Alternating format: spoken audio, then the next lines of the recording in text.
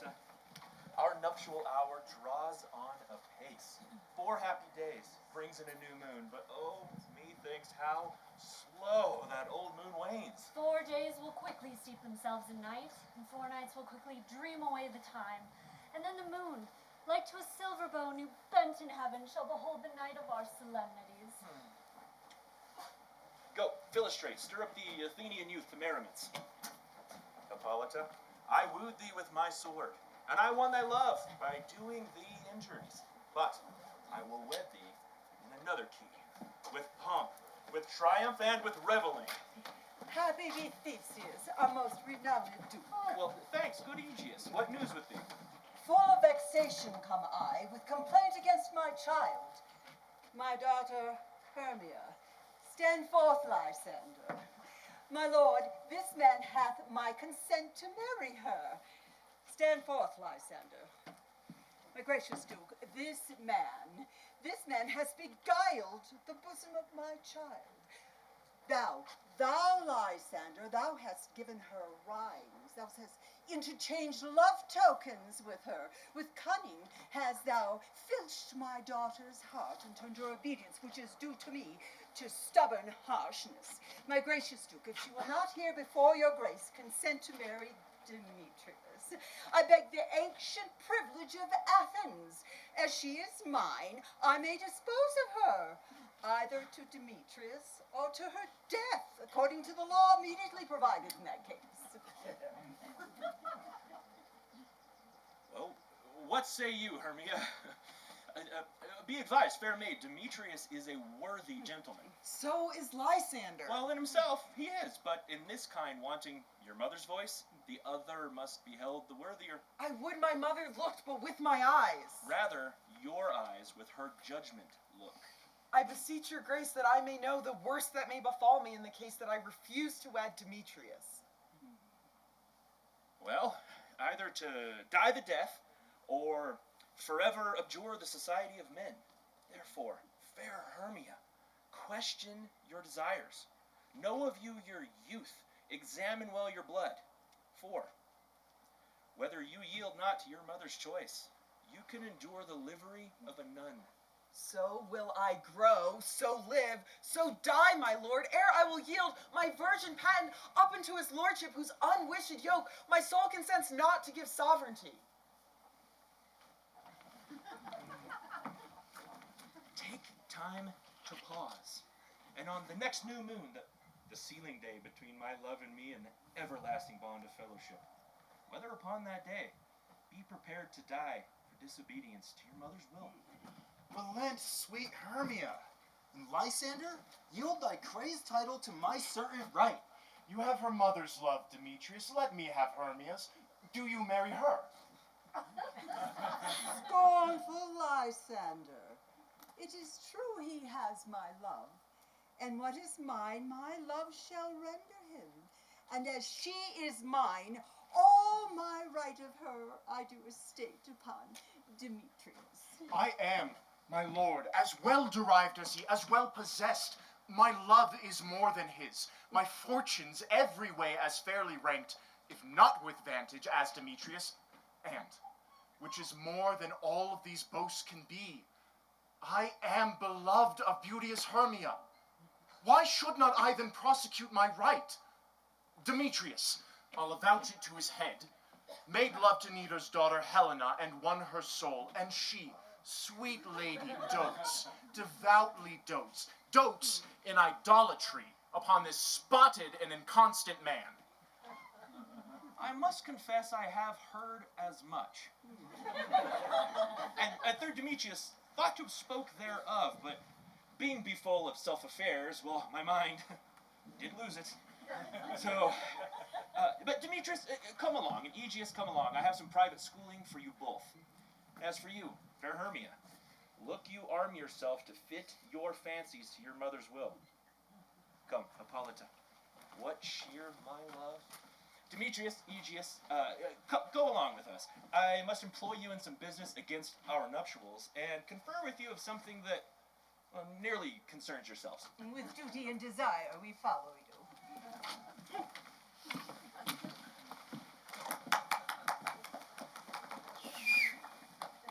How now, my love?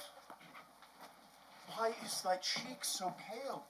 How chance the roses there do fade so fast? Be like for want of rain, which I could well beteem them from the tempest of mine eyes. Ay me, for aught that I could ever read, could ever hear by tale or history, the course of true love never did run smooth, but whether it was different in blood, or else it stood upon the choice of friends. Oh, hell, to choose love by another's eyes? Or if there were a sympathy in choice, war, death, or sickness did lay siege to it, making it as momentary as a sound, swift as shadow, short as any dream, brief as lightning in the collied night that in a spleen unfolds both heaven and earth. If then true lovers have been ever crossed, it stands as an edict in destiny. Then let us teach our trial patience, because it is a customary cross. A good persuasion. Therefore, hear me, Hermia. I have a widow aunt, a dowager of great revenue, and she hath no child. From Athens is her house remote 7 leagues, and she respects me as her only son. There, gentle Hermia, may I marry thee, and to that place the sharp Athenian law cannot pursue us, if thou lovest me then. Steal forth thy father's house tomorrow night, and in the wood a league without the town, where I did meet thee once with Helena to do observance in a morn of May. There will I stay for thee. My good Lysander, I swear to thee by Cupid's strongest bow, by his best arrow with the golden head, by the simplicity of Venus's doves, by that which knitteth souls and prospers loves. In that place thou hast appointed me, tomorrow truly will I meet with thee. Keep promise, love. Look, here comes Helena. Godspeed, fair Helena, whither away? Call you me fair, that fair again unsay. Demetrius loves your fair. Oh, happy fair. Oh, your eyes are lodestars, and your tongue's sweet air more tunable than lark to shepherd's ear when wheat is green, when hawthorn buds appear. Were the world mine, Demetrius being baited, the rest I give to be to you translated. Oh, teach me how you look, and with what art you sway the motion of Demetrius' heart.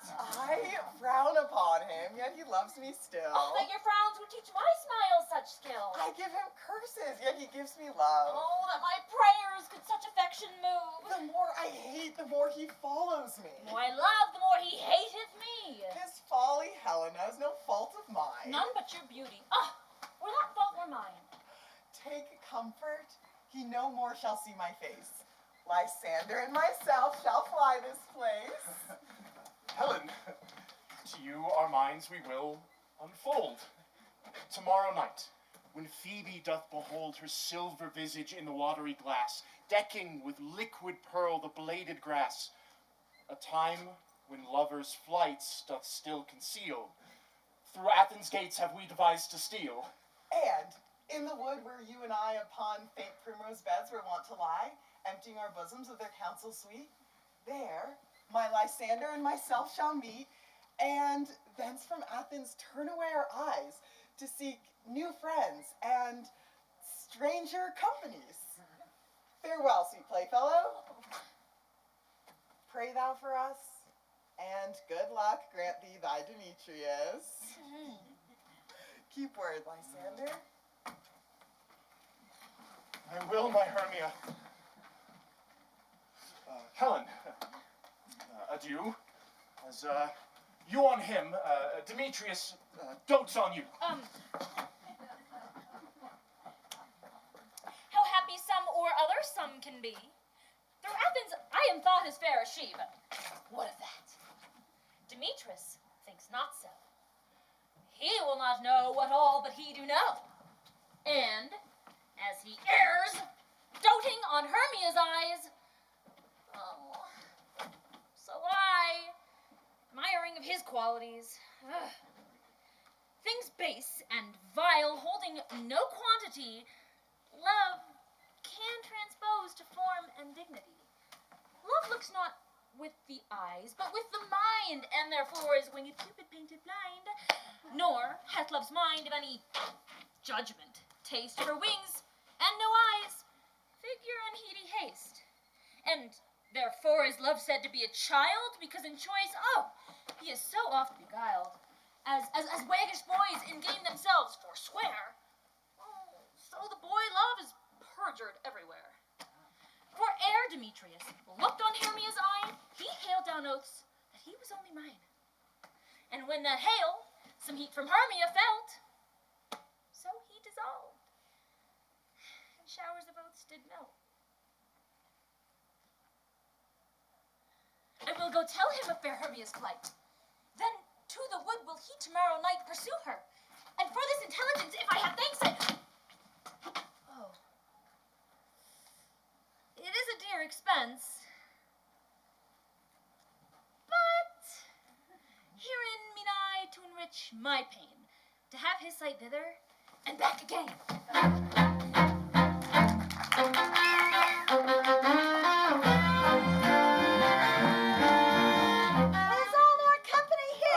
Best call them generally, man by man, according to the script. Oh, well, here is the scroll with every man's name thought fit through all Athens to play in our interlude before the Duke and Duchess on his wedding day at night. First, good Patty Quince, say what the play treats on. Then, read the name of the actors and so grow to a point. Our play is the most lamentable comedy and the most cruel death of Pyramus and Thisbee. A very good piece of work, I assure you. And a merry. Now, good Patty Quince, call forth your actors by the scroll. Nick Bottom the Weaver. Ready? Oh, say what part I am for and proceed. Sorry. Nick Bottom, you are set down for Pyramus. I'm Pyramus! What is Pyramus, a lover or a tyrant? A lover that kills himself, most gallant for love. That'll ask some tears in the true performing of it. If I do it, let the audience look to their eyes. I will move storms. I will condole in some measure to the rest, yet my chief humor is for a tyrant. Oh, I could play Ericles rarely, or part the Terracatin, to make all split, the rage and rocks, and shivering shocks shall break the locks of prison gates. And Phoebus' car shall shine from far, and make and mar the foolish fates. This was lofty. Now, name the rest of the other players. Francis Flute the Bellows Mender. Here, Patty Quince. Francis Flute, you must take Thisbee on you. And what is Thisbee, a wandering knight? Ha! No! A lady that Pyramus must love. Lady? Faith, let me not play a woman. I have a beard coming. Oh, that is all one. Well, you shall wear a mask, and you may speak as small as you will. And I may hide my face. Oh, let me play Thisbee too. I will speak in a monstrous little voice. Thisbee. Oh, Pyramus, my lover dear. My Thisbee dear, lady dear. No. What? You must play Pyramus and Flute. You, Thisbee. Well, proceed. Robin Starveling the tailor. Here, Patty Quince. Robin Starveling, you must play Thisbee's mother.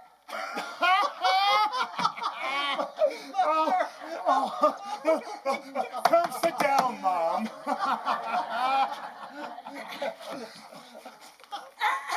Sorry. Tom Snout the tinker. banquets. Tom Snout, you must play Pyramus's father. But. Okay. Snug the joiner. Snug the joiner.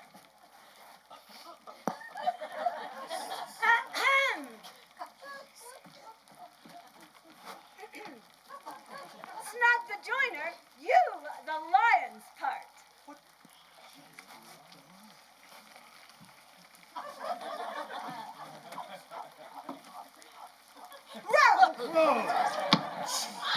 And I hope here is a play well fitted. Have you the lion's part greet, and pray you, if it be, give it me, for I am slow of study. Oh, well, you may do it extempore, for it is nothing but roaring. Let me play the lion's part too! Oh, I will roar, then I'll do any man's heart good to hear me. Roar.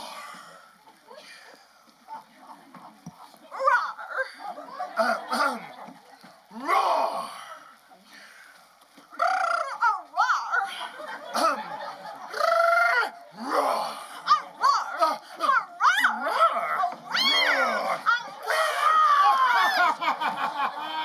I will roar, then I will make the Duke say, let him roar again, let him roar again, let him roar again, let him... And you should do it too terribly. You would fright the Duchess and her ladies, and they would shriek. And that were enough to hang us all. I grant you, Prince, if you should fright the ladies out of their wits, they would have no more discretion but to, hang us. But I will aggravate my voice so that I will roar you as gently as any sucking dove. I will roar you into any nightingale. No. You must play no part but Pyramus. For, Pyramus is a sweet-faced man, a most proper man that one might see on a summer's day, a lovely gentleman-like man. So therefore, you must needs play Pyramus. Well, I will undertake.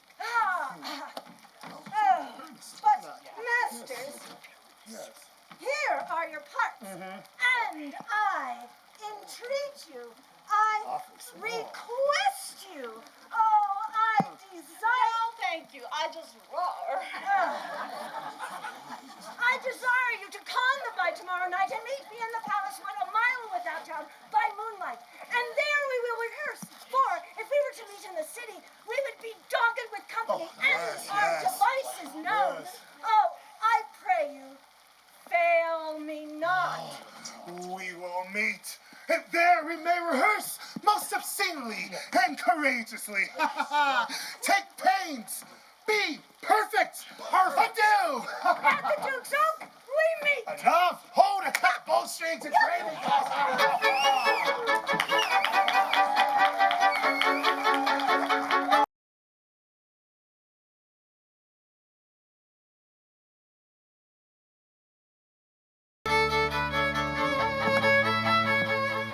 How now, spirit?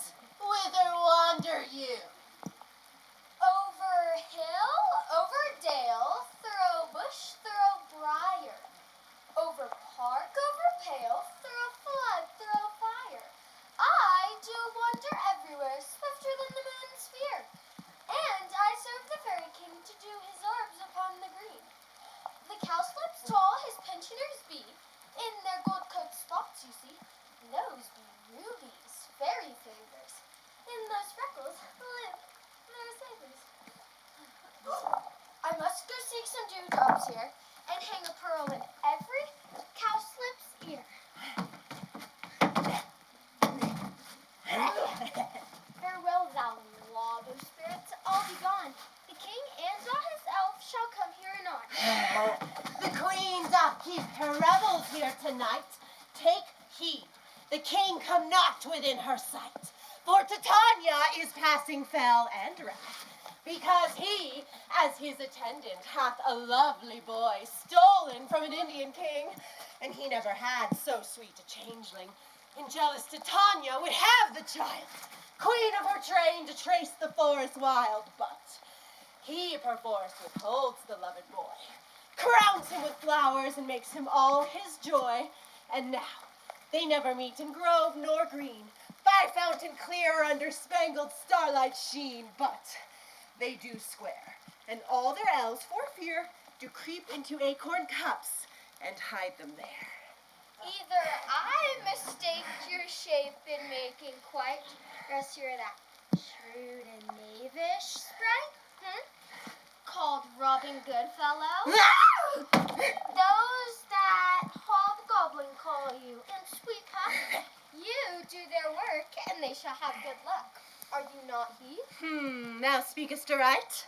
I am that merry wanderer of the night. I jest to Titania, and I make her smile. But room fairy, here comes Titania. And here my master, would that he were gone.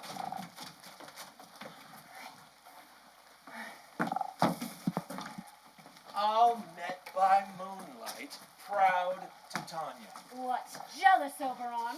I have forsworn his bed and company. Oh, tarry, rash wanton. Am not I thy lord? Then I must be thy lady. But I know when thou hast stolen away from fairyland, and in the shape of corn sat all day, playing on pipes of corn and bursting love to amorous Philostrate. But why art thou here? Come from the farthest steep of India? Oh, but that, forsooth, the bouncing Amazon, your buskin mistress and warrior love, to Theseus must be wed, and you come to give their bed joy and prosperity? How canst thou thus, for shame, Titania, glance on my credit with Hippolyta, knowing that I know of thy love for Theseus? Didst thou not lead him through the glimmering moonlight of Paragoina? These are the forgeries of jealousy. And never since the middle summer spring have we met by paved fountain, rushy brook, or the beached margins of the sea to dance our ringlets to the whistling wind. But with thy brawls, thou hast disturbed our sport. Therefore the wind, piping in vain, as in revenge, hath sucked up from the sea a contagious fog falling within all the land, that hath made every pelting river so proud that it overbore its continents. Through this distemperature, we see the seasons alter.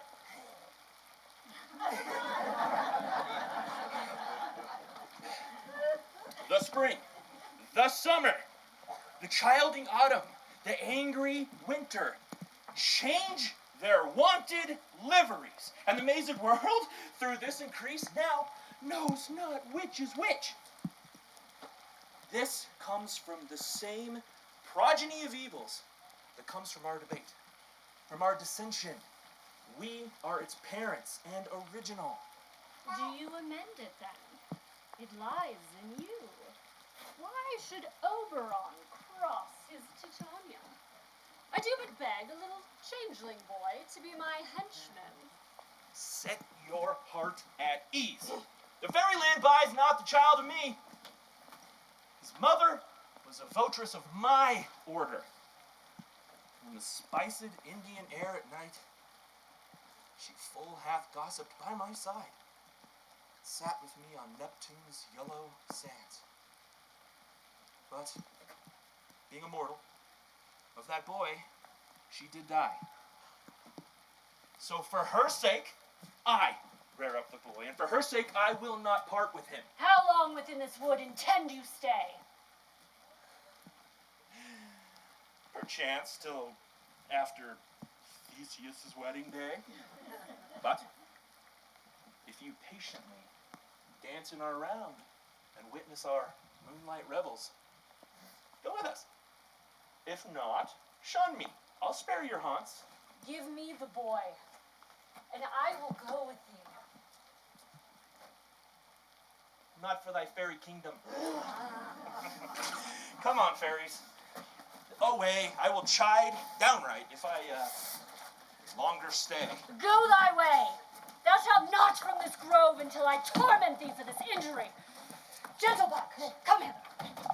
Now remember, since once I sat upon a promontory, and I heard a mermaid on a dolphin's back, uttering such dulcet and harmonious breath that the rude sea grew civil at her song, and certain stars shot madly from their spheres to hear the sea maid's music.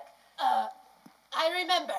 That very time, I saw, but thou could not, flying between the cold moon and the earth, Cupid, all armed, a certain aim he took, at a fair vestal throned by the west, and loosed his love shaft smartly from his bow as it should pierce 100,000 hearts. But I might see young Cupid's fiery shaft quenched by the chaste beams of the watery moon, and the imperial voters pass it on in maiden meditation fancy-free. But marked I, with a bolt of Cupid fell upon a little western flower, before milk white, now purple with love's wound, and the maidens call it love in idleness. Fetch me this flower, the herb I showed thee once, the juice of it, on sleeping eyelids laid, will make or man or woman madly dote upon the next live creature that it sees. Fetch me this herb, and be thou here again ere the Leviathan can swim a league. Helen, I'll put a girdle round about the earth in 40 minutes.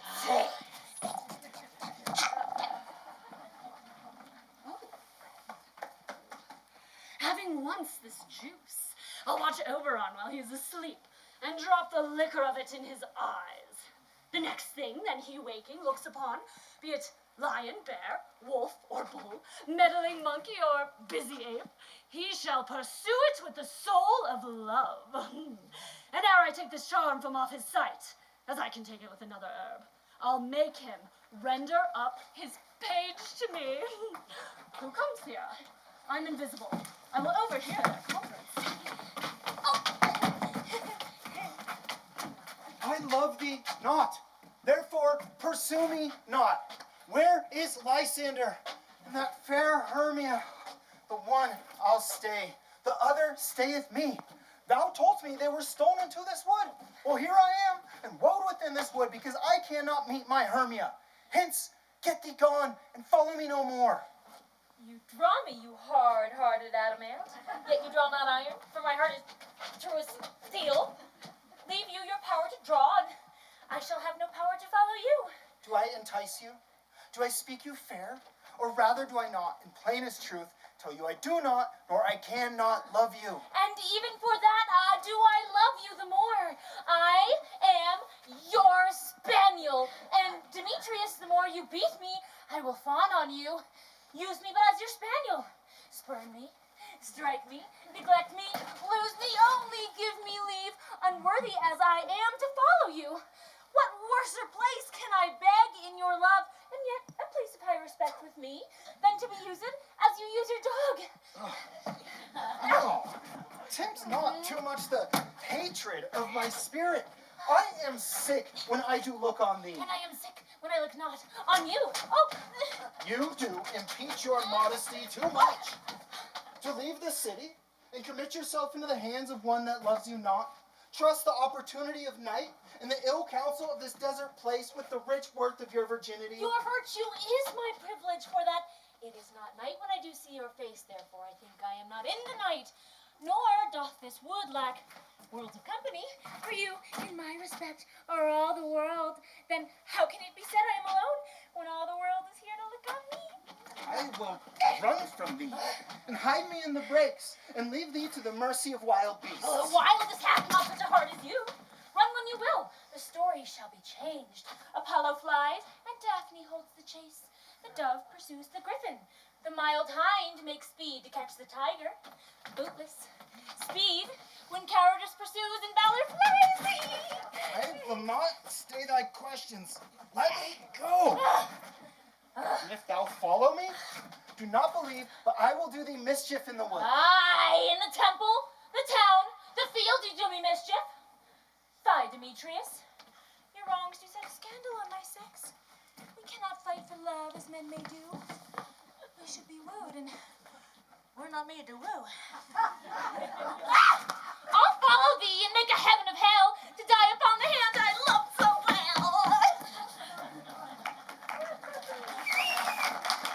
Then and he shall seek thy love.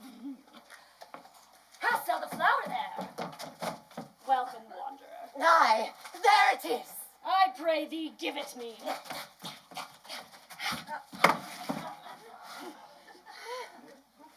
I know a bank where the wild thyme blows, where the oxlips and the nodding violet grows. There sleeps Oberon some time of the night, lulled in the flowers with dances and delight. And there the snake throws her enameled skin, weed wide enough to wrap a fairy in. And with the juice of this, I'll streak his eyes and make him full of hateful fantasies. Take thou some of it, and seek through this grove. A sweet Athenian lady is in love with a disdainful youth. Anoint his eyes, but do it when the next thing he espies may be thy lady. Thou shalt know the man by the Athenian garments he hath on. Affect it with some care, so that he may prove more fond on her than she upon her love. And look thou meet me ere the first cock crow. Shall I depart? Fear not, my lady. Your servant shall do so.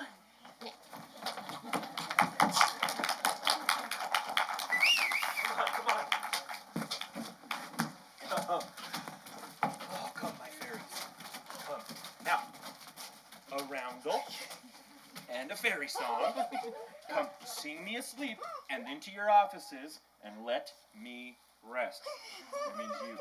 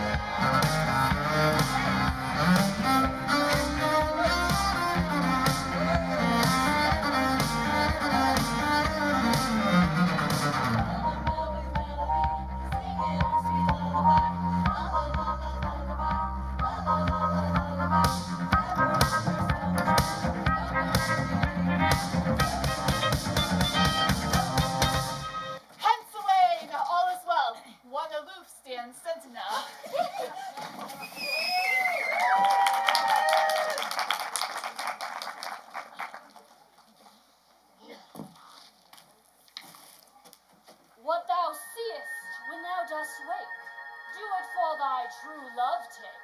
Love and languish for his sake.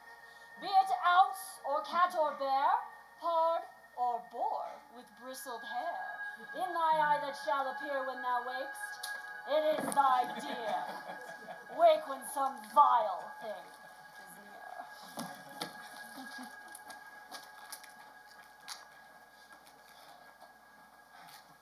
Fair love, you faint with wandering in the wood. And, to speak troth, I have forgot the way.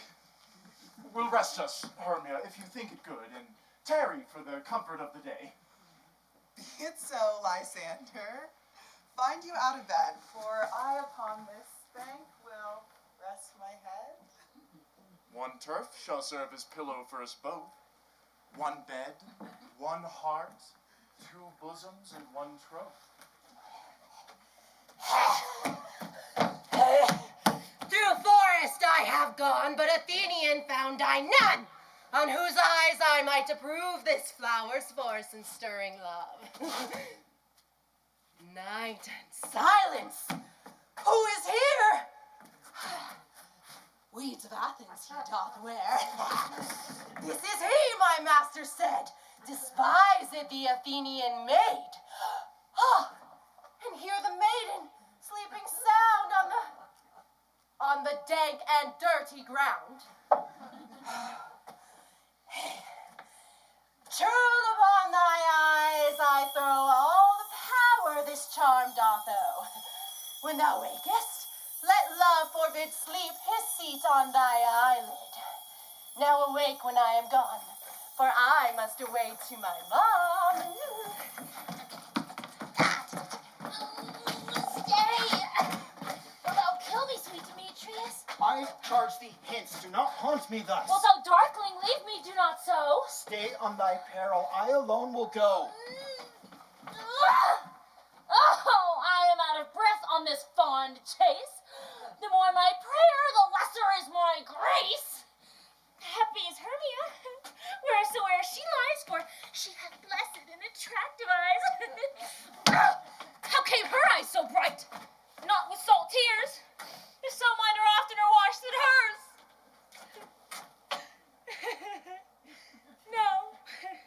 No, I am as ugly as a bear. For beasts that meet me, run away for fear. Therefore, no marvel though Demetrius do, as a monster, fly my presence thus. But who is here? Lysander? On the ground? Dead or asleep? I see no blood, no wound. Lysander, if you live, good sir, awake.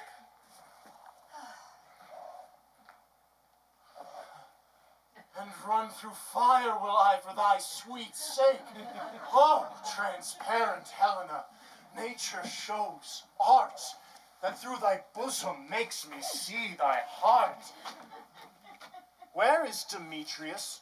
Oh, how fit a word is that vile name to perish on my sword. Oh, say not so, Lysander. Do not say so. What though he love your Hermia, Lord, what though? If Hermia still loves you, then be content. Content with Hermia?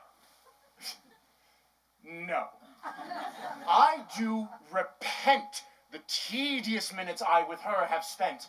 Not Hermia, but Helena I love. Who would not change a raven for a dove? Wherefore was I to this keen mockery born? When at your hands did I deserve this scorn? Is not enough? Is not enough, young man, that I never have, no, nor never can, deserve a sweet look from Demetrius' eye, but you must flout my insufficiency? Good troth you do me wrong, good sooth you do, in such a disdainful manner me to woo. But fare you well. Perforce, I must confess, I thought you, Lord, of more true gentleness. She sees not Hermia. Hermia?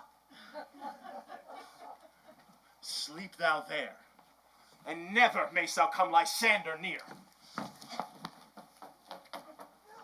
Help me! Lysander, help me! Do thy best to pluck this crawling serpent from my breast! Ay me, for pity, what dream was here? Lysander, look how I do quake with fear. I thought a serpent ate my heart away, and you sat smiling at his cruel prey? Lysander? What? Lysander? Lord? Gone?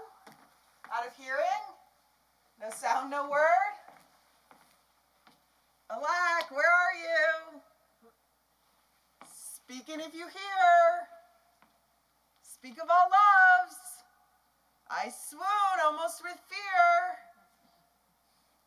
No? Then I well perceive you are not nigh, and death or you I'll find immediately. Are we all met? Oh, Pat, here's a marvelous convenient spot for our rehearsal. Oh, this plot shall be our stage, and But it's what? we will do it in action, as we will do it before the Duke. Yes. Adequate? Adequate? What sayest thou, bully bottom? Theseus some things in this comedy of Pyramus and Thisbee that would never please. First, Pyramus must draw a sword to kill himself, which the ladies cannot abide. Oh, no. Who answer you that? Oh, I Fire Lincoln, a perilous fear. I think we must leave the killing out when all is done. Oh, no, not a wit. I have a device to make all well. Write me a prologue, and let the prologue simply say that we will do no harms with our swords, and that Pyramus is not killed indeed. And, for the better assurance, tell them that I, Pyramus, am not Pyramus, but Bottom the Weaver. This will put them out of fear. Well, we shall have such a prologue, and it will be written in 8 and 6. Oh, no, make it 2 more. Let it be written 8 and 8. Will not the ladies be afeard of the lion? Well, I fear it, I promise you. Masters, you ought to consider with yourselves. Come. To bring in, God showed us, a lion among ladies is the most dreadful thing. For there is not a more fearful wild fowl than your lion living. And we ought to look to it. Therefore, another prologue must tell that she is not a lion. Nay! Let her name her name, and half her face must be seen through the lion's neck, and she herself must speak through, saying thus, or to the same effect, ladies, or fair ladies, I would wish you, or I would request you, or I would entreat you, not to fear, not to tremble, my life for yours. If you think I come hither as a lion, it were pity of my life. No, I am no such thing. I am a man, as other men are. And there indeed, let her name her name, and tell them plainly that she is Snug the Joiner. Don't touch me. Right? Well, it shall be so. But there are 2 hard things. That is, to bring moonlight into the chamber. For as you know, Pyramus and Thisbee meet by moonlight. Oh, Doth the moon shine the night we play our play? A calendar. A calendar! The almanac! Yeah, the calendar! Do anyone have that for calendar? Someone with the calendar! Something with the calendar! I need someone with the calendar! Somebody! Please help us! Oh, thank you! Madam, I beseech you, please unlock. Keeping the calendar to herself. There it goes. Yes? One more minute, mechanical!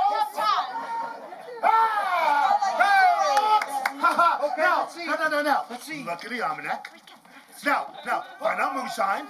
Find out moonshine.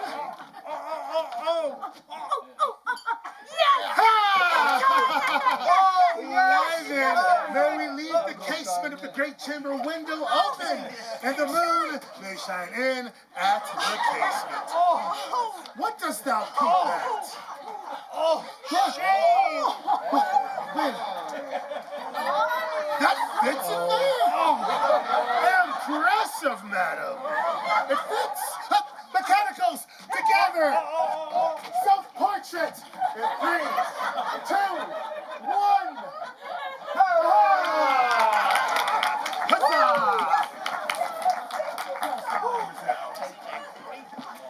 The moon will shine.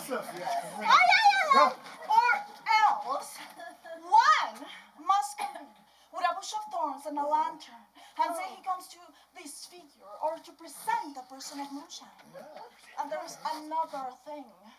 We must have a wall in the big chamber where Pyramus and Thisbee says so they talk through the chink of the wall. You can never bring in a wall.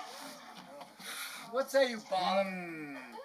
Some man or other must present wall. And let him have some plaster, or some loam, or some rough cast about him to signify a law, huh? Or, let him hold his fingers thus, and through that cranny shall Pyramus and Thisbee whisper. Yes, they go. I am a genius. Thank you. If that is so, then all shall be well. Come, every other son. Yes. Let us rehearse. Okay. Pyramus, Yes. you begin. Okay. When you have spoken your speech, enter into that break. That break. And so everyone according to his cue. Okay. Yes. What hempen homespuns have we swaggering here so near the cradle of the fairy queen? What to play toward? I'll be an auditor, an actor too, perhaps, if I see cause. Speak, Oh, Pyramus. yes. Okay. Thisbee, stand forth. Wait, okay.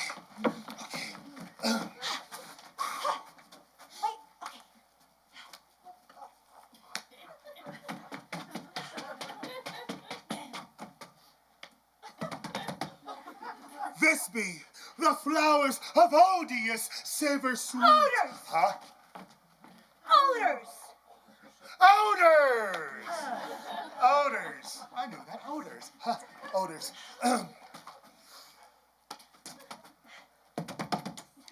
Odors savor sweet. So hath thy breath, my dearest Thisbee dear.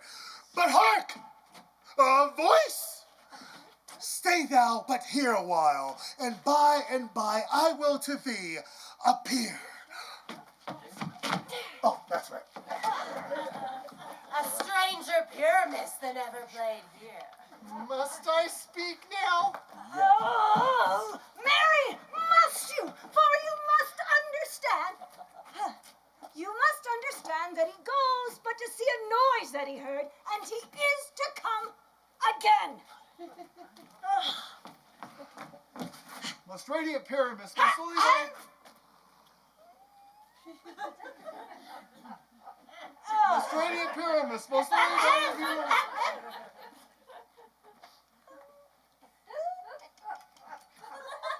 Most radiant Pyramus, most holy one of you. Color like red rose on my every briar. As frisky as juvenile, true as swords and yet would never tire. I'll meet thee Pyramus and Ninuses too. No! Nenesis to man, nenesis to what? You must not speak that yet. That you speak to Pyramus. Oh, you speak all your part at once, Jews and all. Oh, Pyramus, enter. Your cue has passed. It is never tire. Oh. As true as swords and yet would never tire. Oh my God! If I were fair Thisbee, I were only thine. Oh, monstrous, oh, strange. We are haunted. Fly, masters, fly.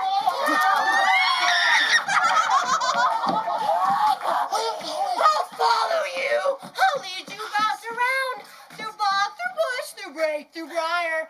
Sometimes a horse I'll be, sometimes a hound, a hog, a headless bear, sometimes a fire, and neigh, and bark, and grunt, and roar, and burn, like horse, hound, hog, bear, fire, at every turn.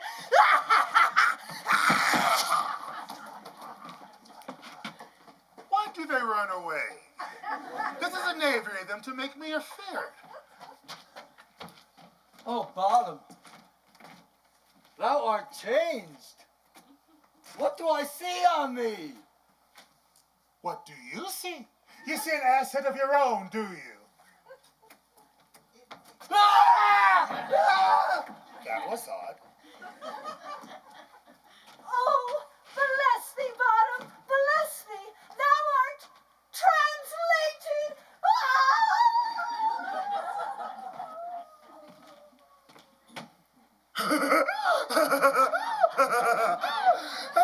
I see their knavery. This is to make an ass of me, to fright me if they could. But I will not stir from this place. Do what they can. I will walk up and down here, and I will sing, that they shall hear that I am not afraid.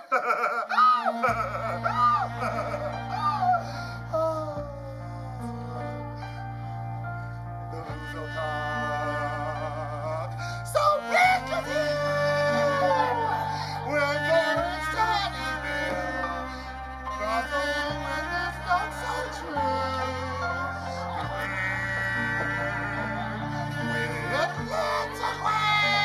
An angel wakes me from my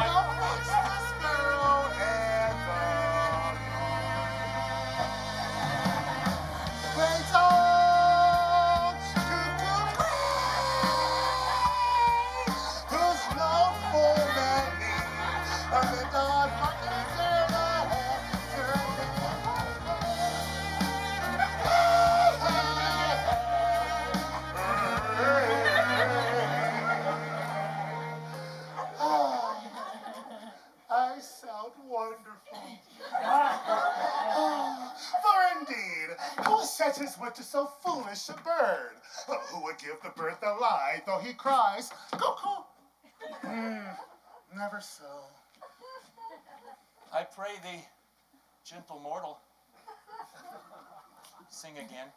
For mine ear is much enamored of thy note, as are mine eyes enthralled with thy shape. Thy virtues, force per force, doth move me on first viewing to say no, to swear. I love thee.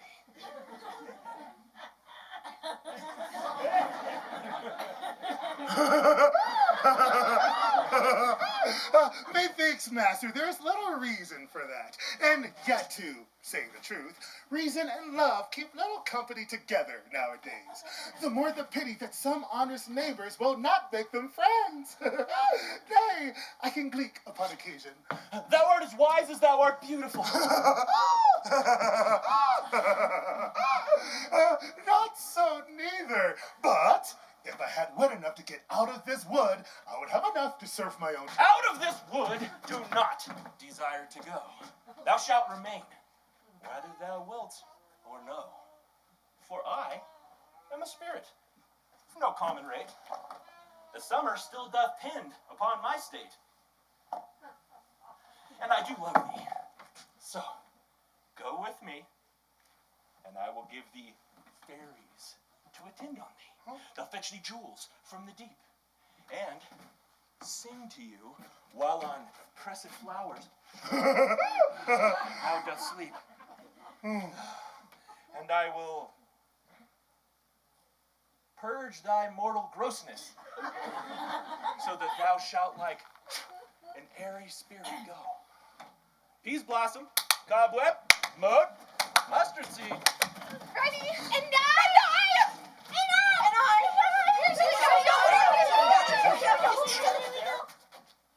Be kind and courteous to this gentleman.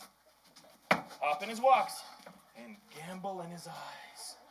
Feed him apricots, dewberries, purple grapes, green figs, and mulberries. Oh, and pluck the wings from painted butterflies to fan the moonbeams from his sleeping eyes.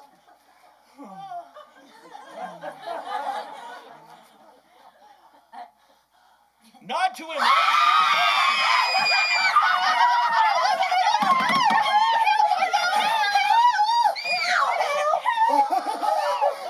I cry your worship's mercy heartily. I beseech your worship's name.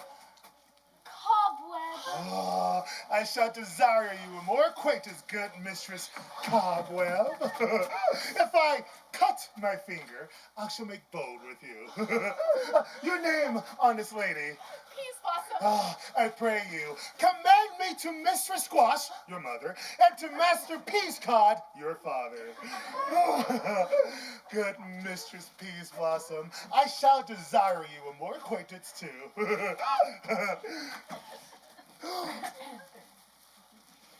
Your name, I beseech you, madam. Mustard seed. Adorable. Good Mistress Mustard Seed, I know your patience well. That same cowardly giant-like ox beef hath devoured many a gentleman of your house. I promise you, your kindred hath made my eyes water ere now. I desire you a more acquaintance, good Mistress Mustard Seed. Attend to him else. Lead him to my bower. For methinks the moon looks with a watery eye. And when she weeps, weeps every little flower, lamenting some enforced chastity. Tie up my lover's tongue and bring him silently.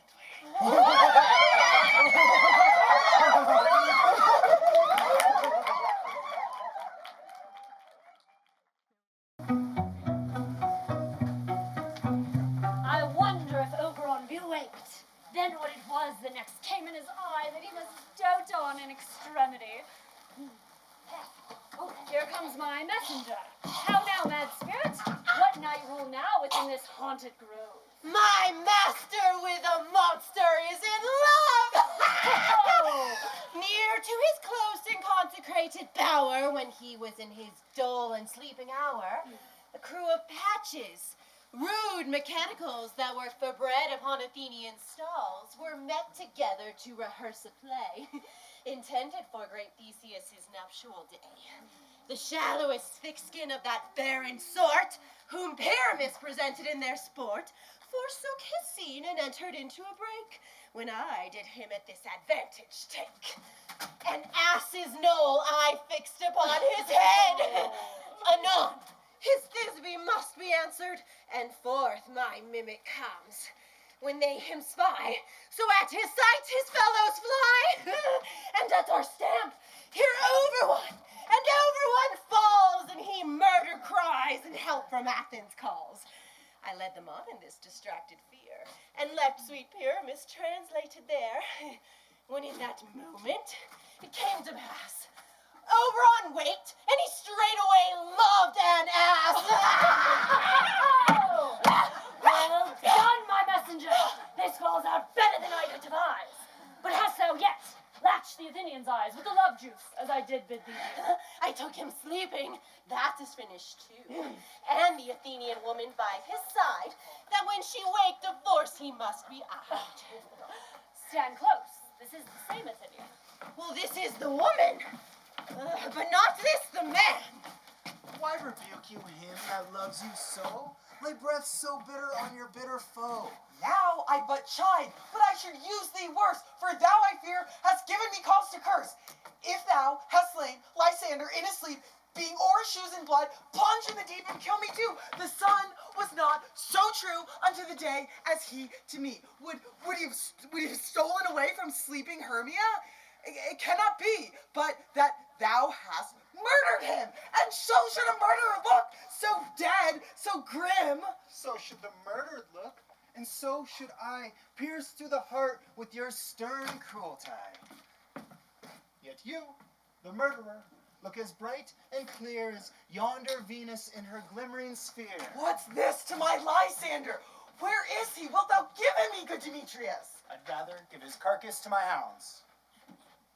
Out, dog, out, cur, thou drive me past the bounds of a maiden's patience. Hast thou slain him, then? Henceforth, be never known but among men. Oh, once tell true, even for my sake. You spend your passion on a misprized mood. I am not guilty of Lysander's blood, nor is he dead for aught that I can tell. I pray thee then, tell me then that he is well. And if I could, what should I get there for? A privilege, never to see me more. And from thy hated presence part I so. see me no more, whether he be dead or no. There's no following her in this fierce vein. Here, therefore, for a while I shall remain. So sorrow's heaviness doth heavier grow, for debt that bankrupt sleep doth sorrows owe, which now in some slight measure it will pay. For this tinder, here I'll make some stay. What hast thou done? Thou hast mistaken quite, and laid the love juice on some true love's sight. By thy misprison must perforce ensue a true love turn, but not a false turn true. Then fate overrules that one man holding troth, a million fail, confounding oath on oath. About the wood, go, swifter than the wind. And Helena of Athens look thou find. All fancy sick she is, and fail of cheer, sighs of love that cost the fresh blood dear. By some illusion look thou bring her here. I'll charm his eyes against she do appear. I go. Look how I go, swifter than an arrow from the Tartar's bow.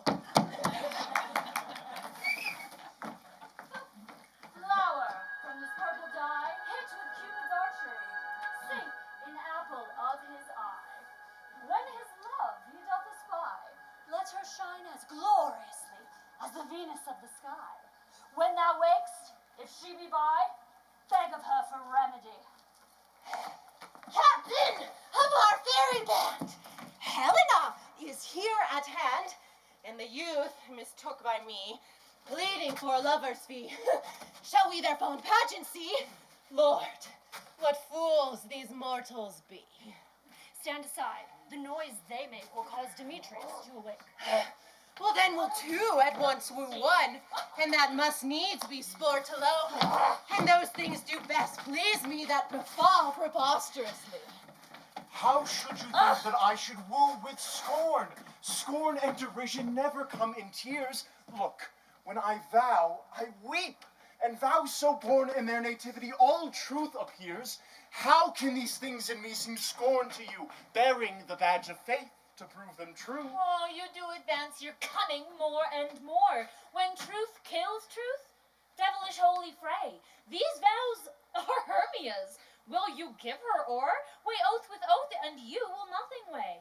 Your vows to her and me, put in two scales, will even weigh, and both as light as tails. I had no judgment when to her I swore. Nor none in my mind, now you give her o'er. Demetrius loves her, and he loves not you. Oh.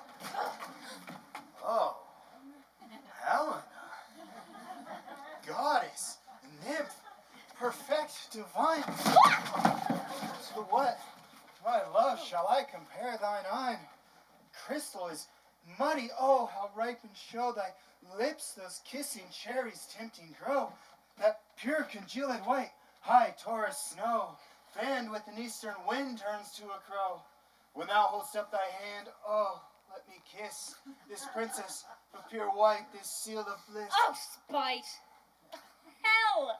I see you both are bent to set against me for your merriment.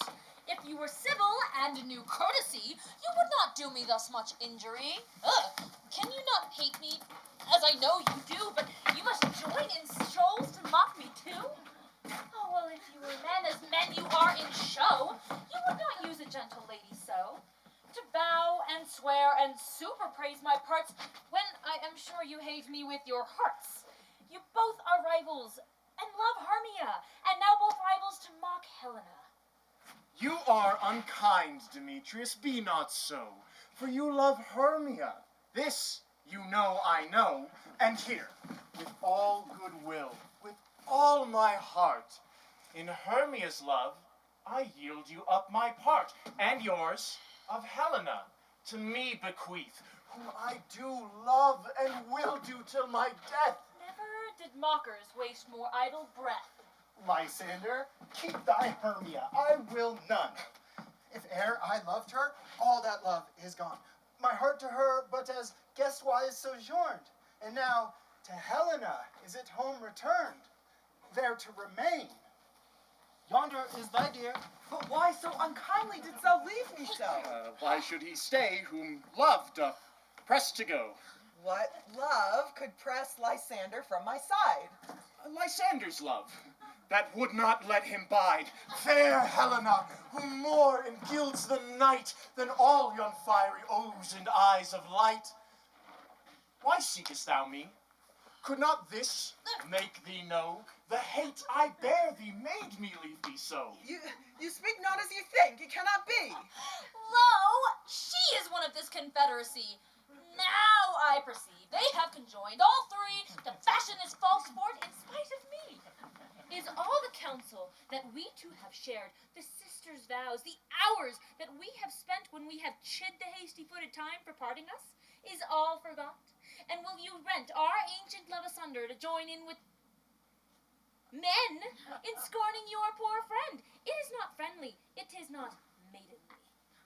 I am amazed at your words. I scorn you not. It seems that you scorn me. Have you not set Lysander, as in scorn, to follow me and praise my eyes and face, and made your other love, Demetrius, who even but now did spurn me with his foot, to call me goddess, nymph, divine, rare, precious, celestial? I understand not what you mean by this. I do. Persever, oh, counterfeit sad looks, make mouths upon me while I turn my back, wink each another, hold your sweet jest up, but fare you well. Stay, gentle Helena, hear my excuse, my love, my life, my soul, fair Helena. Oh, excellent. Sweet, do not scorn her so. If she cannot entreat, I can compel. Oh, thou canst compel no more than she entreat. Thy threats have no more strength than her weak prayers. Helen, I love thee.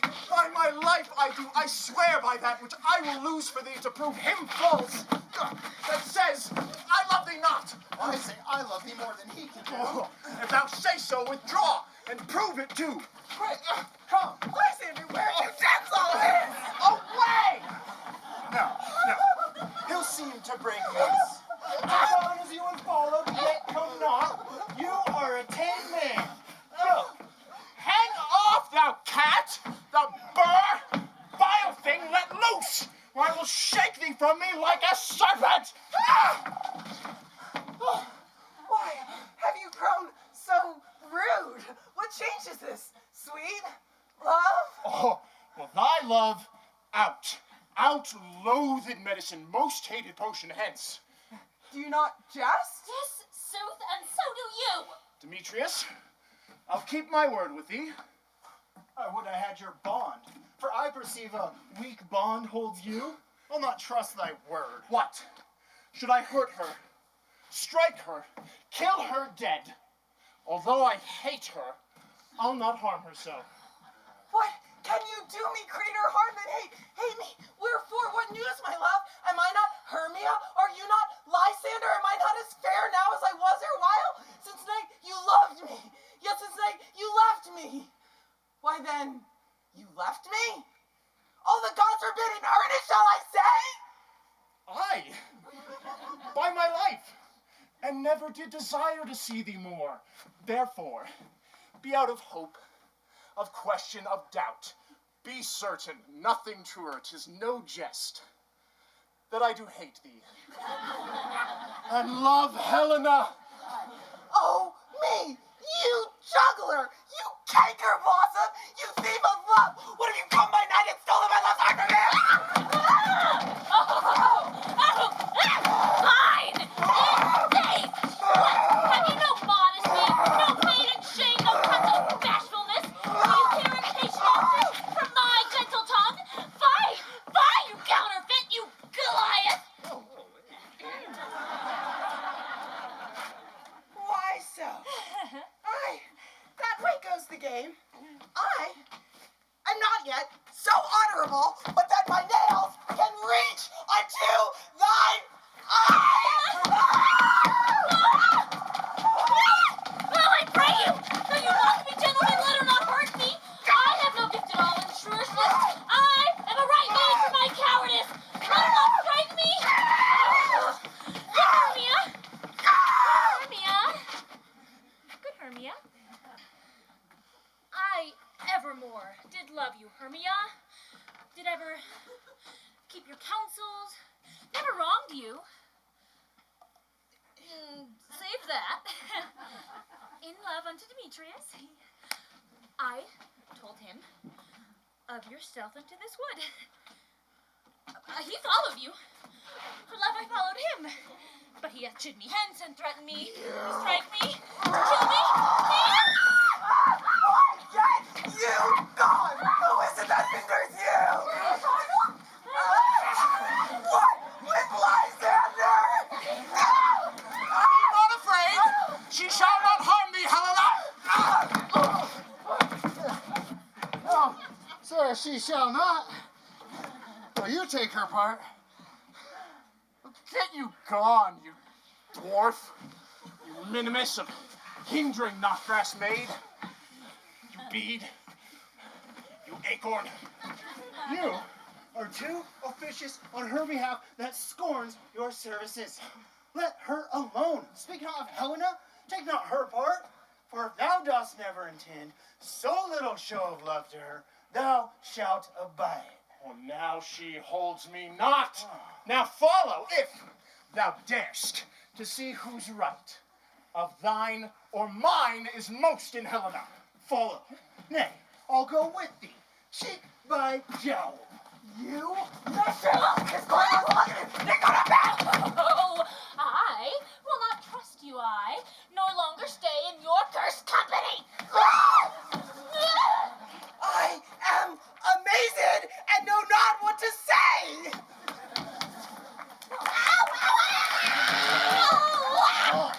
This is thy negligence, still thou mistakest, or else commits thy knaveries willfully. Believe me, Queen of Shadows, I mistook.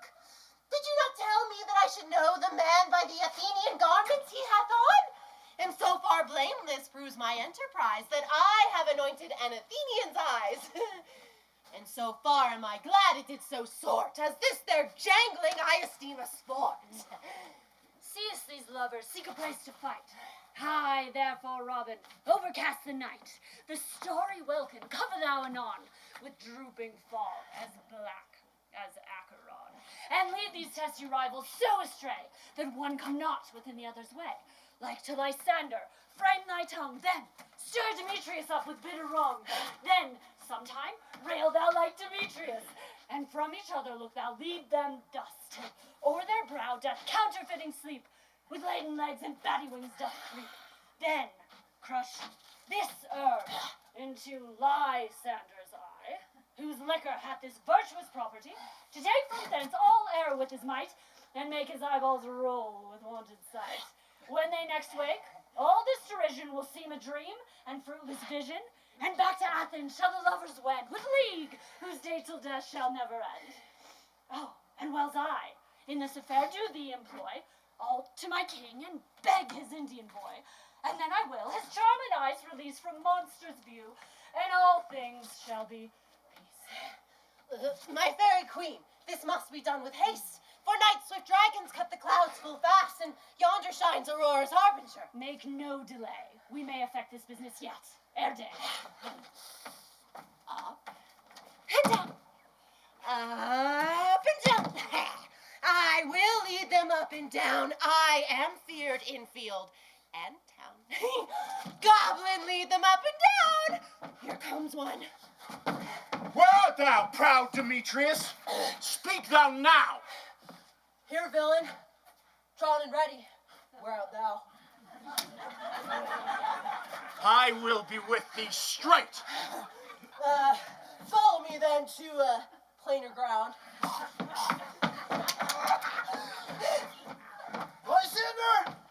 Speak again! A runaway? A coward? Art thou fled? Speak! In some bush? Where dost thou hide thy head? Thou coward, art thou bragging to the stars, telling the bushes thou lookest for wars, and wilt not come? Come, villain, come, thou child. I'll whip thee with a rod. He is defiled that draws the sword on thee, and wilt not come. Yeah? Art thou there? Follow my voice, we'll try no manhood here. He goes before me and still dares me on. When I come where he calls, Then he is gone. The villain is much lighter heeled than I. I followed fast, but faster he did fly. That fallen am I in dark, uneven way. And here will rest me. Come, thou gentle day, for if but once thou show me thy grey light, I'll find Demetrius and avenge this spite. Ho, ho, ho, coward, why comest thou not? Abide me if thou darest, for well I wot, thou runs before me, shifting every place, but darest not stand or look me in the face. Where art thou now? Here, coward, I am here. Nay, then thou mockst me. Well, thou shalt bide this dear, if ever I thy face by daylight see. Now go thy way. Faintness constraineth me to measure out my length on this cold bed. By day's approach, look to be visited.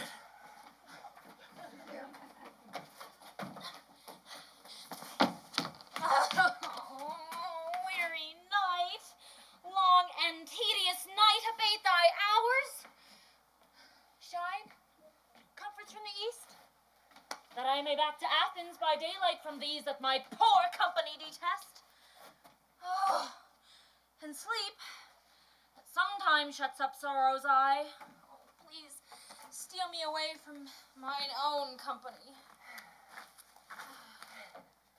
Yet but three, come one more. Two of both kinds makes four. Here she comes, cursed and sad. Cupid is a knavish lad, thus to make poor females mad. Never so weary, never so in woe, bedabbled with the dew and torn with the briars. I can no further crawl, no further go. My legs can keep no pace with my desires. Here I'll rest me till the break of day. Heavens, shield Lysander if they mean a fray. On the ground sleep sound. I'll apply to your eye gentle lover remedy. When thou wakest, thou takest true delight in the sight of thy former lady's eye. And the country proverb known, that every man should take his own, in your waking shall be shown. Jack shall have Jill, naught shall go ill. The man shall have his mare again, and all will be well.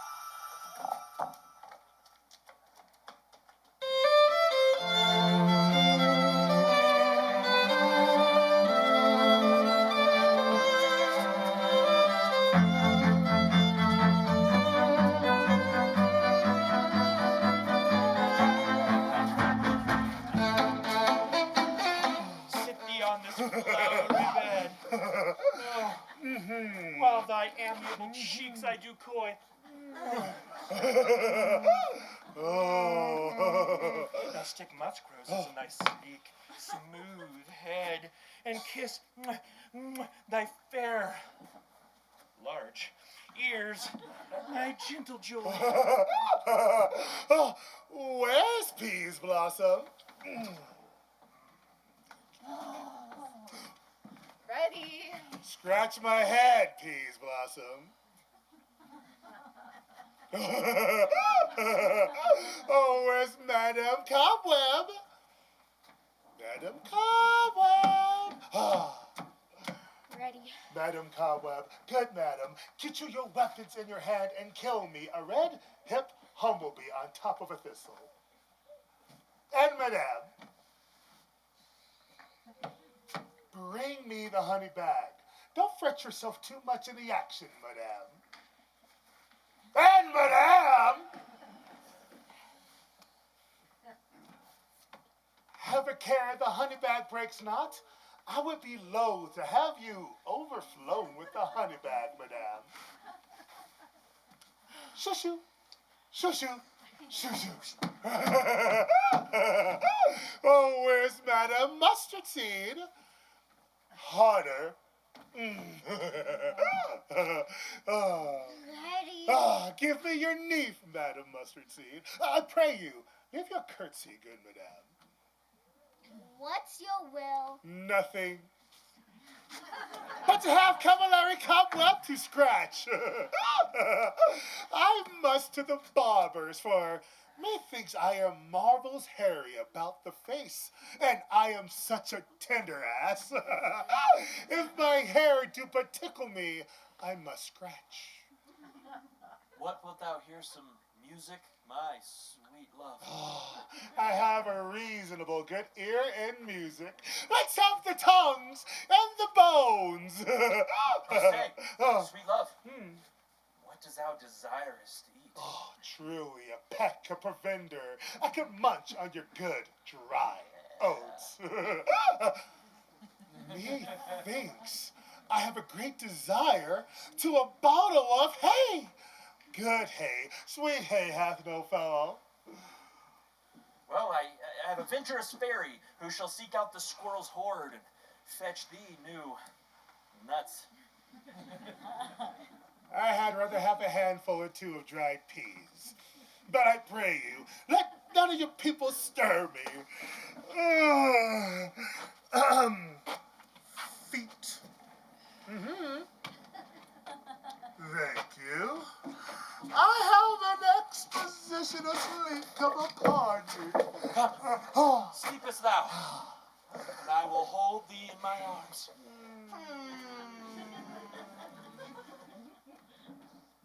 Fairies, be gone! Be always awake!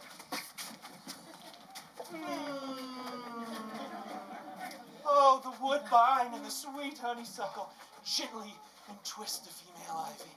So the barky fingers enring the elm.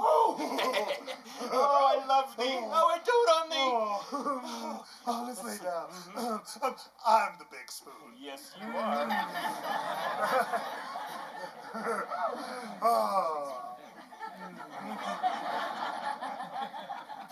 Welcome, good Robin. Seest thou this sweet sight? His dotage, though, I do begin to pity. Seeing him of late behind the woods, seeking sweet favors for this hateful fool, I did upbraid him and fall out with him. And when I had it my pleasure, taunted him, and he in mild terms begged my patience. I did but ask of him his changeling child, which straight he gave me, and his fairy sent to bear him to my bower in fairyland. So now that I have the boy, I will undo this hateful imperfection on his eyes, so that he, waking, when the others do, shall all to Athens back again repair, and think no more of this night's accidents with the fierce vexation of a dream. But first, I will release the fairy king. Be as thou wast wont to be, see as thou wast wont to see. Dian's bud and Cupid's flower hath such force and blessed power. Now, Oberon, wake you, my sweet king. My Titania, what visions have I seen? Oh? Methought I was enamored of an ass. An ass! What did I eat? Oh, well, there lies your love.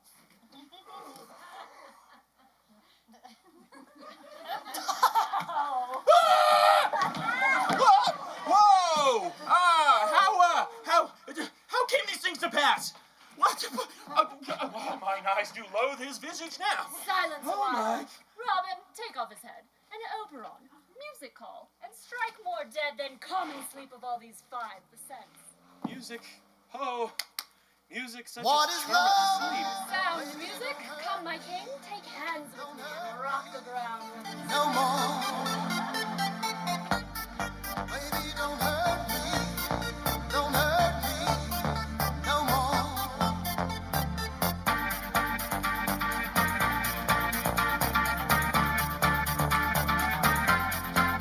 What is love?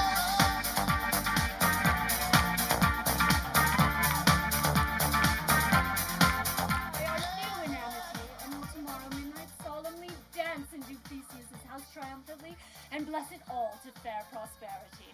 There shall the pairs of faithful lovers be wedded, with Theseus, all in jollity. My fairy queen, attend and mark, for I do hear the morning lark. Then, my king, in silence sad, trip we after nightshade. We the globe can compass soon, swifter than a wandering moon. Oh, come my queen, and in our flight, tell me how it came this night. Sleeping here, I was found among these mortals on the ground. When thou wakest, with thine own fool's eyes, peep. What is love? Baby, don't hurt me. Don't hurt me no more. Baby, don't hurt me. Don't hurt me no more.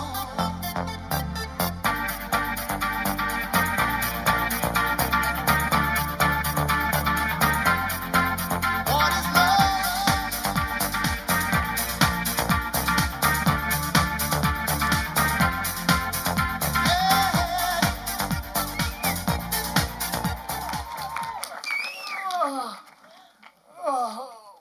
When my cue comes, call me and I will answer. My next is most fair, Paramus.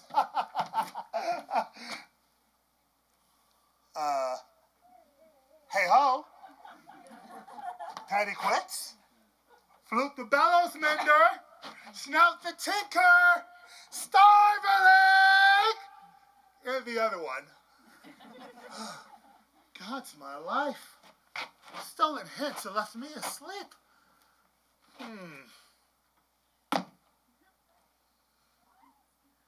I have had a most rare vision. I have had a dream past the wit of man to say what dream it was. Man is but an ass if he go about to expound this dream. Me thought I was in.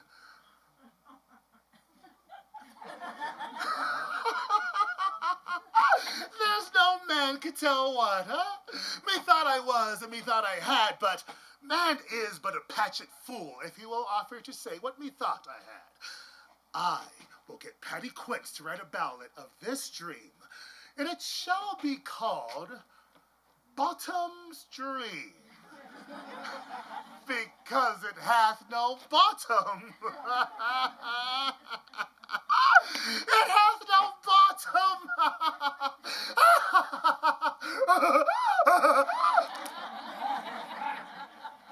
My word. In any case, I shall sing it at the latter end of the play before the Duke. Peradventure, to make it the more gracious, I shall sing it at her death.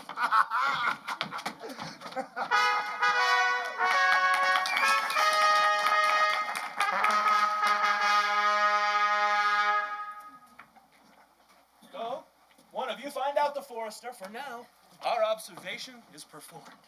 And, since we have the Vayward of the day, my love shall hear the music of my hounds. Go, uncouple in the western valley. Dispatch, I say. Dispatch. My queen, to the mountain's top, where we will mark in musical confusion, hound and echo in conjunction. I was with Hercules and Cadmus once when, in a wood of Crete, they bayed the bear with hounds of Sparta. Never did I hear such gallant chiding, for besides the groves, the skies, the fountains, every region near, seemed all one mutual cry.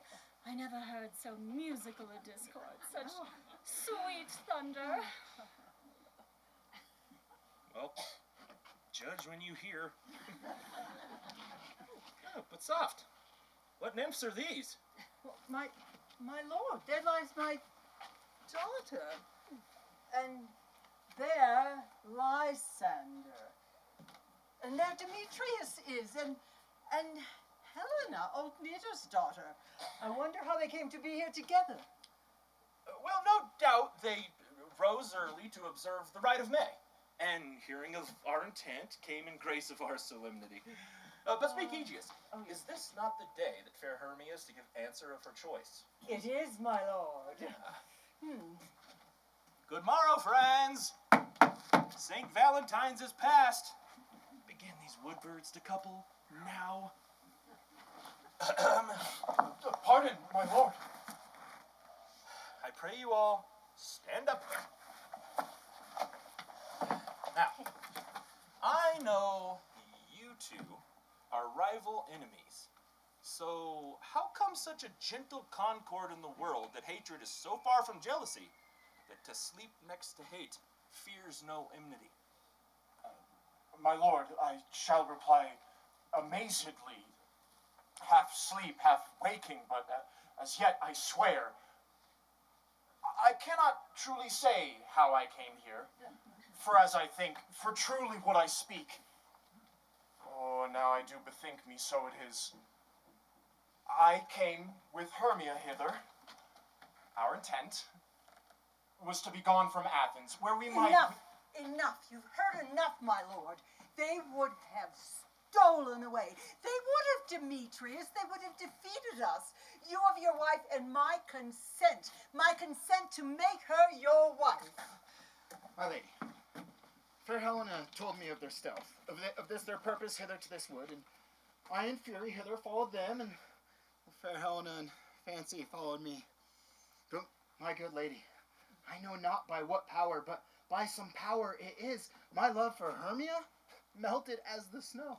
Seems to me as the remembrance of some idle go that in my childhood I did dote upon.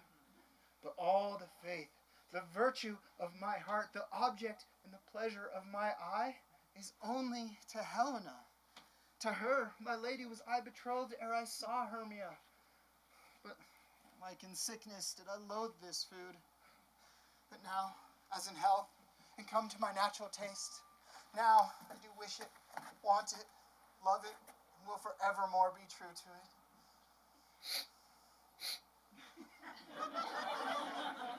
Fair lovers, you are fortunately met.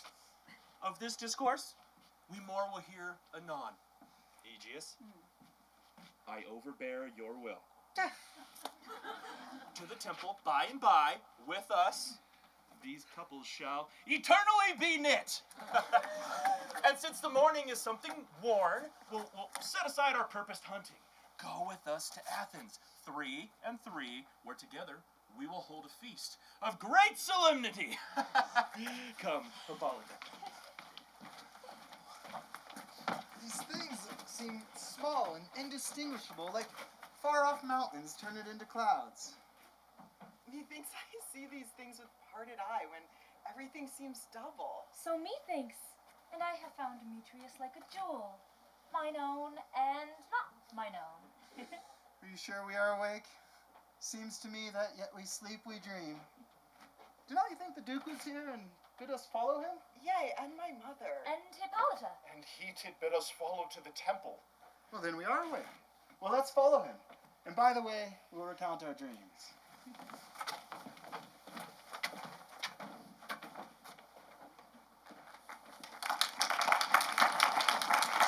Have you sent to Bottom's home?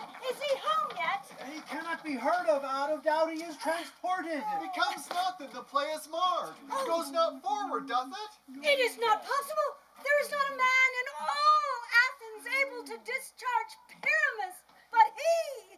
No, he has simply the best wit of any handicraftsman in all of Athens. Yeah, and the best person too. Oh, such a paramour for a sweet voice. You must say paragon. A paramour is, God bless us, a thing of naught. Oh. Masters!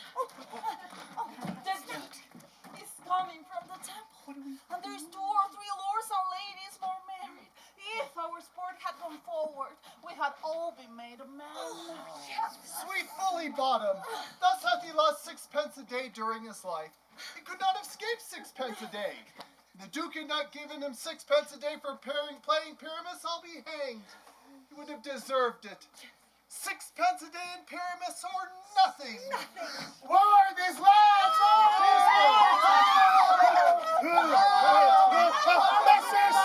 Messers! I am to discourse wonders, but ask me not what, for if I will tell you, I am not true Athenian. I will tell you everything right as it fell out. Let us hear, sweet madam. Not a word of me. All that I will say is that the Duke hath died. Get your apparel together. Get strings to your beards, new ribbons to your pumps. Meet presently at the palace. Every person look over the part, for the short and the long is, our play is performed! In any case, let Thisbee have clean linen. Yep. And most dear actors, eat no onions nor garlic, for we are to utter sweet breath. And I do not doubt but to hear them say that it is a sweet comedy. But no more words. Away!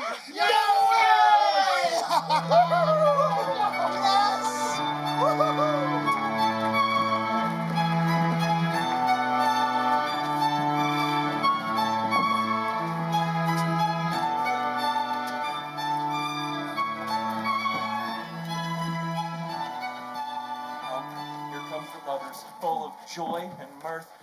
Joy and fresh days of love accompany your hearts. More than to us wait in your royal walks, your board, your bed. Come now, what masks, what dances shall we have to help ease away the long age of 2 hours? Where's our usual manager of mirth? Is there no revels at hand, no play to help ease the anguish of a torturing hour? Call Philostrate! Here, mighty Theseus.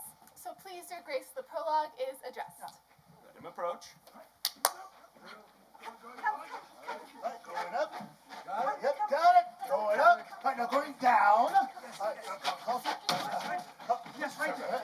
Perfect. Aha.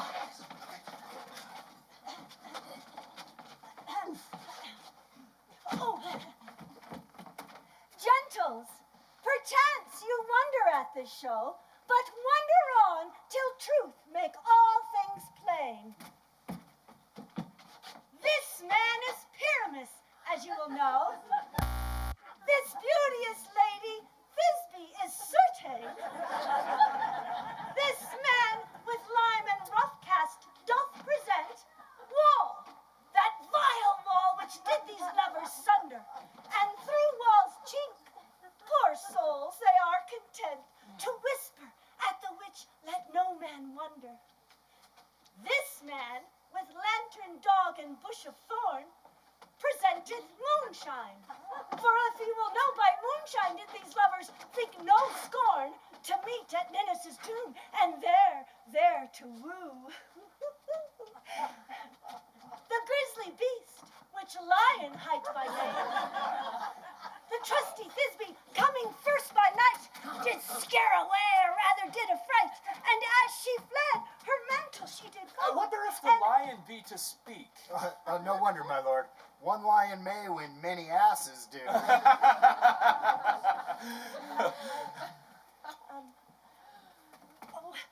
Let us begin. In this same interlude it doth befall that I, one Snout by name, presents a wall. And such a wall as I would have you think that had in it a crannied hole or a chink, through which the lovers, Pyramus and Thisbee, did whisper often, very secretly. But this loam, this rough cast, and this stone does show that I am that same wall. The truth is so. And this, the cranny is, bright and sinister, through which the fearful lovers are to whisper. Would you desire lime and hair to speak better? It's the wittiest partition that ever I heard discourse. Oh, here comes Pyramus near the wall. Silence. How grand look at night! How night with hue so black! How night whichever art when day is not! How night, Alack! Alack! Alack.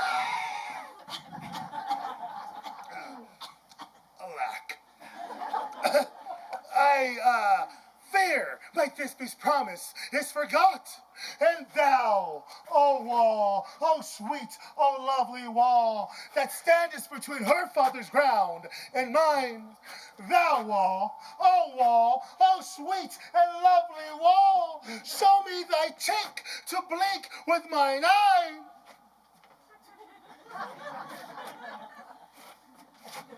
Thanks, courteous wall. Jove shield thee well for this. But what see I? No Thisbee do I see. Oh, wicked wall, through whom I see no bliss. Cursed be thy stones for thus deceiving me. The wall, methinks, being sensible, should speak again. No. In truth, sir, he should not. Deceiving me is Thisbee's cue. She is to enter now, and I am to spy her through the wall. You shall see it wolf all packed, as I told you. Ah, yonder she comes. Cursed be thy stones for thus deceiving me.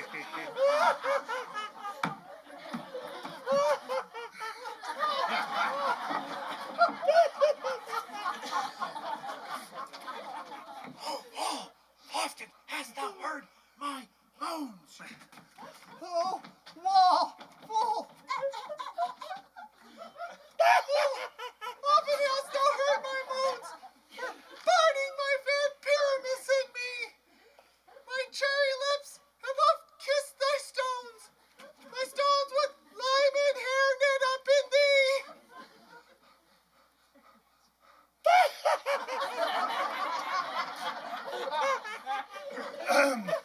I see a voice. Now will I to the chink to spy, and I can hear my Thisbee's face.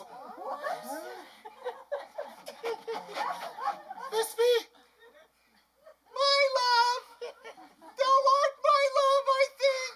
Think what thou wilt. I am thy lover's grace, and like Lysander, am I trusty still. And I, like Helen, till the fates me kill. That Shelphilus to Procris was so true. And Shelphilus to Procris, I to you. Oh, kiss me through this hole of this vile wall. And kiss the wall's hole. Not your lips at all.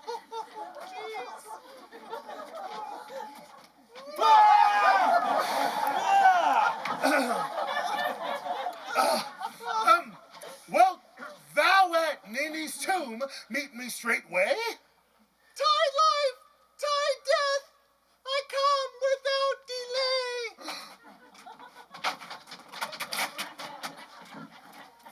Well, thus have I, wall, my part discharged so. And being done, thus I, wall, away doth go. This is the silliest stuff that ever I've heard. Oh, here comes two noble beasts, and a man and a lion.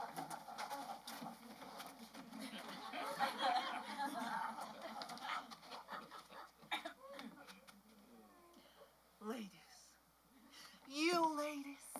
you whose gentle hearts do fear the smallest monstrous mouse that creeps on floor, may perchance both quake and tremble here, when lion, rough in wildest rage, doth roar. Then know that I, a snug the joiner, am a lion fell, nor else no lion's down. For if I should as lion coming strife into this place, to have pity on my life. A very gentle beast and of good conscience. The very best of the beasts, my lord, that e'er I saw. This lion is a very fox for his valor.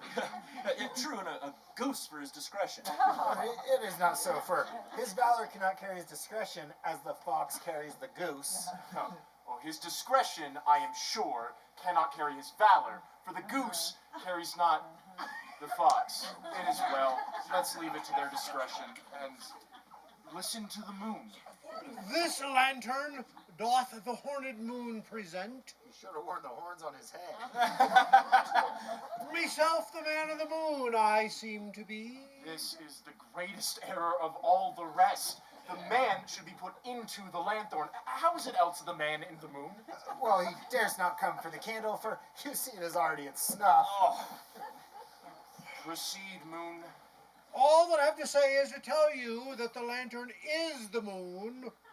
I, the man of the moon, this bush, my bush, this dog, my dog.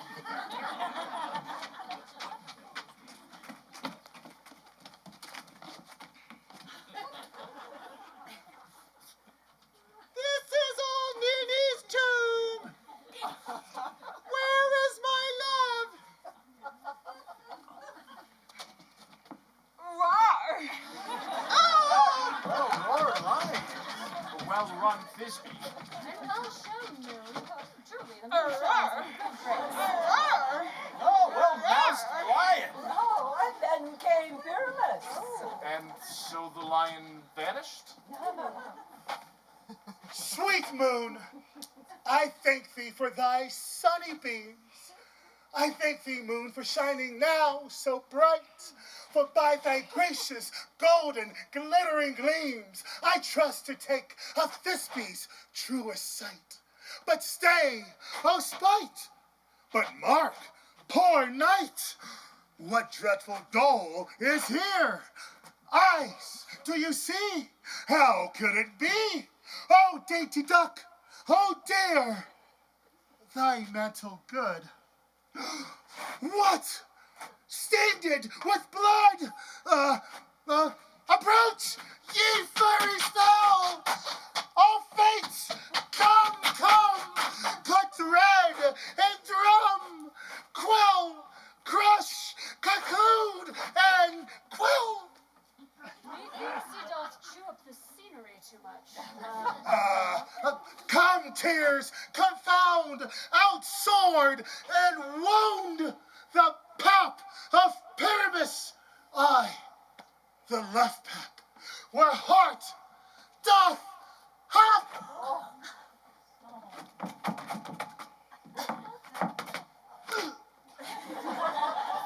Thus die I. Thus.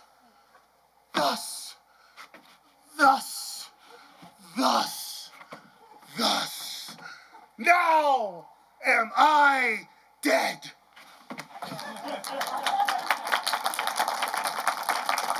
Now am I fled. My soul is in the sky. Tongue, lose thy light. Moon, take thy flight. Moon, take that flight. Every single.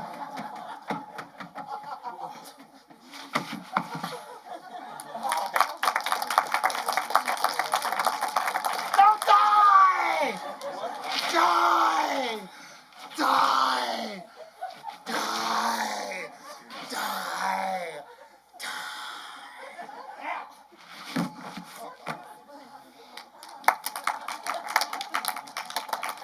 Well, I suppose with the help of a surgeon, he may recover and yet prove an ass.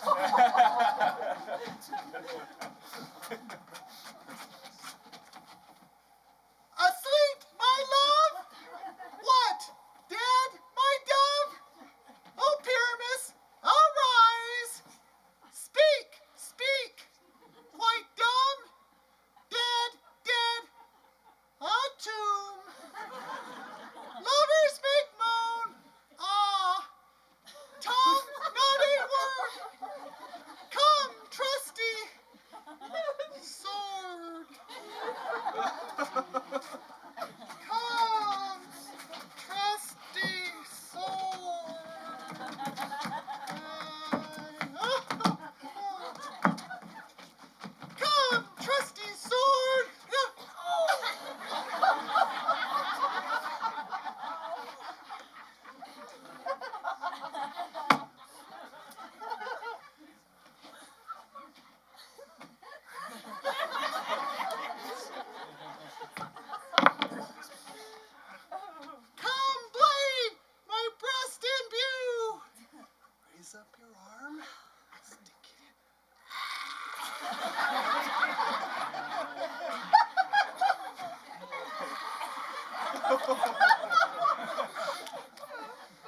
And farewell, friends.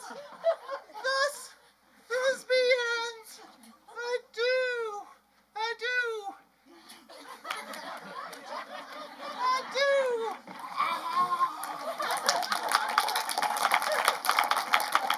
Well, I suppose that leaves Moonshine and Lion left to bury the dead. And Wall, too. Oh. No. I assure you, the Wall is down that part of their fathers. Will it please you to see an epilogue or to hear a burger mass dance with all of our company? No.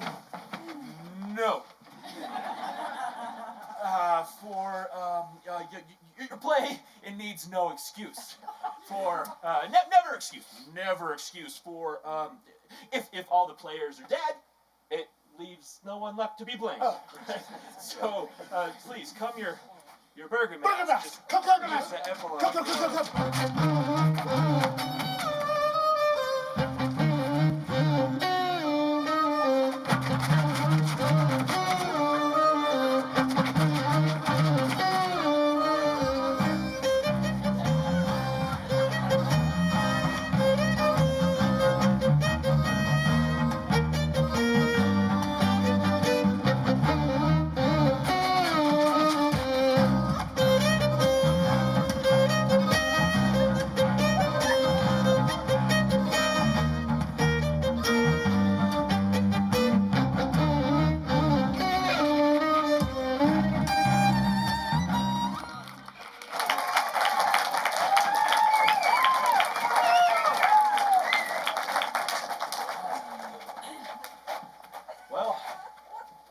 Tongue of midnight hath told 12.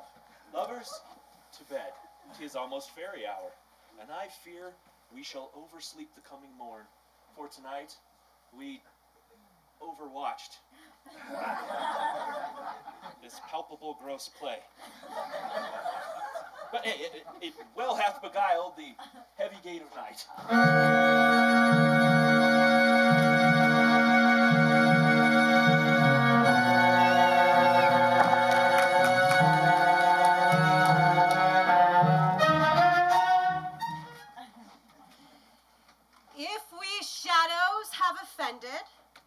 Think but this, and all is mended, that you have but slumbered here while these visions did appear, and this weak and idle theme no more yielding but a dream.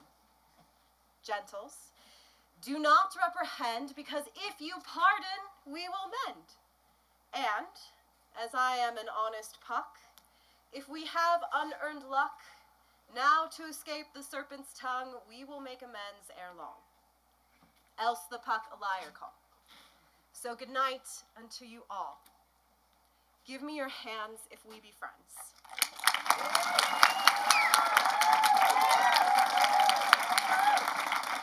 And Robin shall restore amends.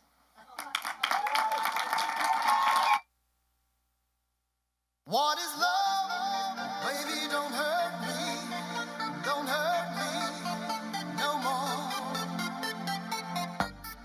Baby, don't hurt me. Don't hurt me no more.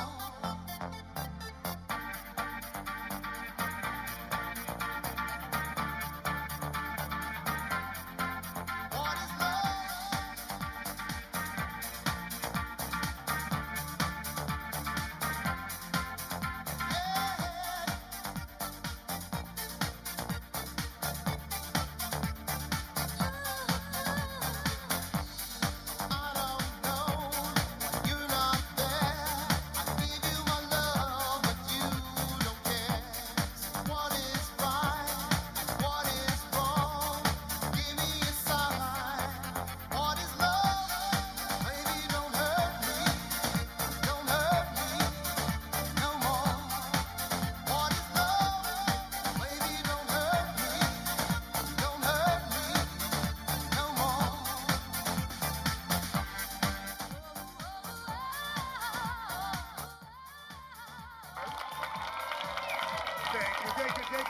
Thank you. And two, I want to bring one person on stage on the audience to take a quick self-portrait, and her name is Brooke Pittman. Brooke Pittman, come here.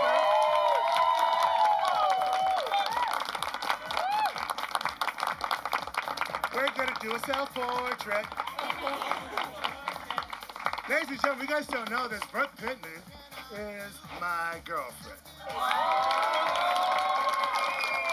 And we're gonna do a quick self-portrait because I love you so much. And I think it's right time to do a self-portrait, right? But beforehand, I gotta do this. Brooke Pittman. It's been 2 years since 2 years ago, and I want to say, would you like to be my Mrs. Nick Bottom?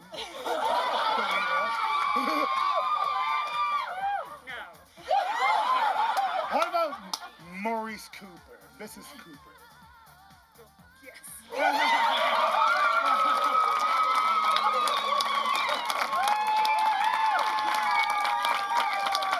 She said yes.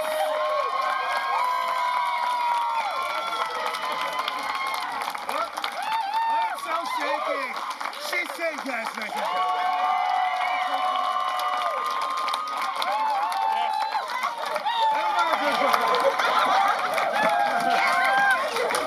Thank you.